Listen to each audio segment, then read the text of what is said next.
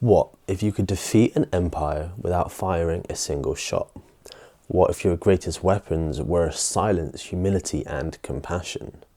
This is the story of Mohandas Karamchand Gandhi, a man who wore no crown, commanded no armies, and yet reshaped the course of history through sheer moral force. Born on October 2nd, 1969 in Porbandar, Gujarat, Gandhi's early life was modest. He came from a political family. His father served as a Jewin, a prime minister of a local princely state. But Gandhi wasn't a natural leader. He was quiet, unsure, and very often afraid. His mother, who was deeply spiritual, fasted often and taught him about non-violence, self-restraint, and simplicity, values drawn from Hinduism, Jainism, and the Bhagavad Gita. As a teenager, Gandhi experimented. He smoked, stole gold to pay debts, and even tried eating meat against his family's beliefs. But this rebellion soon gave way to introspection and eventually remorse, a pattern that would later on define him: act, reflect, change. At 18, Gandhi sailed to London to become a barrister. There, he struggled with his identity, torn between Indian tradition and British modernity. But it was in London where he discovered vegetarianism as an ethical choice. He joined the Vegetarian Society and read books by Henry David Thoreau, John Ruskin, and especially Leo Tolstoy, whose ideas on non-violent resistance and moral living would stay with him forever. Still, upon returning to India in 1891, Gandhi floundered as a lawyer. Shy and soft-spoken, he failed to establish his practice. But everything changed when a job offer arrived from South Africa. In 1893, Gandhi arrived in Natal, South Africa, where he collided with the brutal reality of colonial racism. He was thrown off a train in Pietermaritzburg for refusing to leave a white-only compartment. And that night in the cold train station, something within him shifted. And over the next 21 years, Gandhi transformed into a civil rights leader. He founded the Natal Indian Congress, organized protests, and created intentional communities like the Phoenix Settlement and Tolstoy Farm. And, most importantly, he developed his philosophy of Satyagraha, literally truth force. Satyagraha was radical not because it was aggressive, but because it wasn't. Satyagraha required purification. This meant fasting, truthfulness, celibacy, and a willingness to suffer without hatred. Gandhi led protests against past laws, equal marriage rights, and poll taxes. He was jailed, beaten, mocked, but he never retaliated. By the time he returned to India in 1915, he had become something new: a spiritual political leader, a Mahatma. India in 1915 was fractured by caste, religion, and British rule.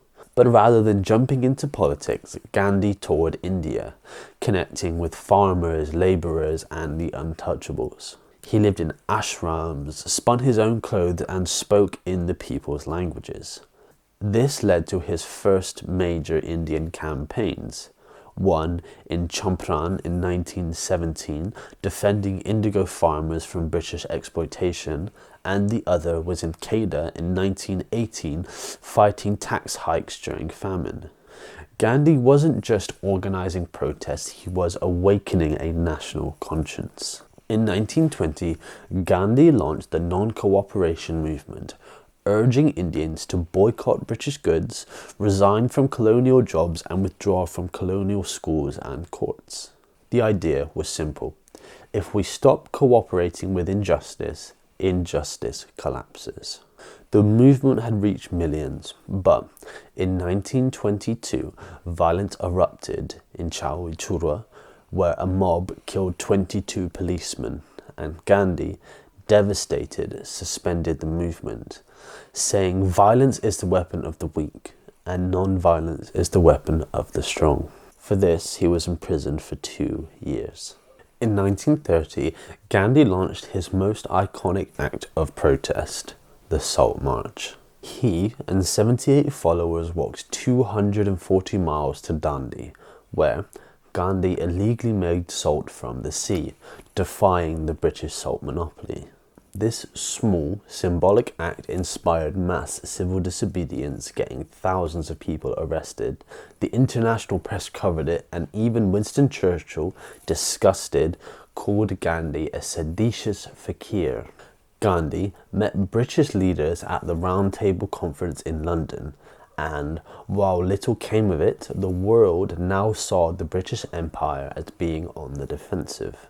As World War II broke out, Gandhi urged Britain to quit India and let Indians decide their fate. In 1942, the British were cracking down.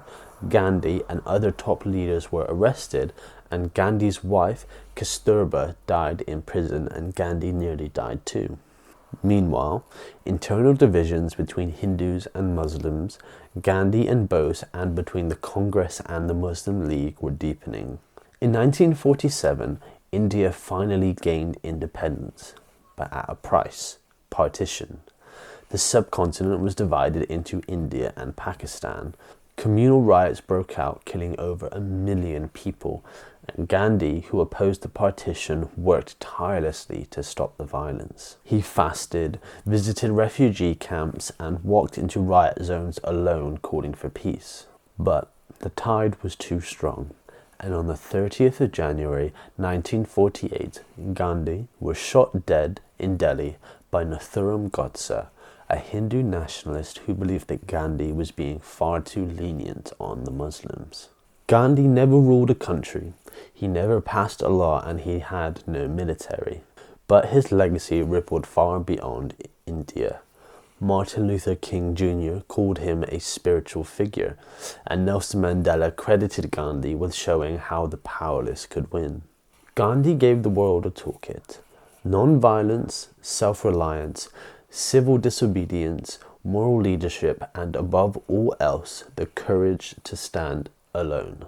Today, we live in the age of shouting, division, and spectacle, but Gandhi's life whispers to us in another way.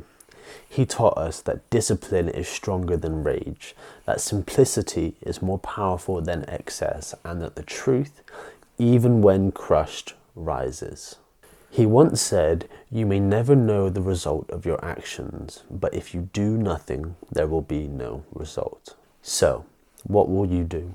What injustice will you confront, be that small or large? Because, despite Gandhi's death, his revolution still echoes today.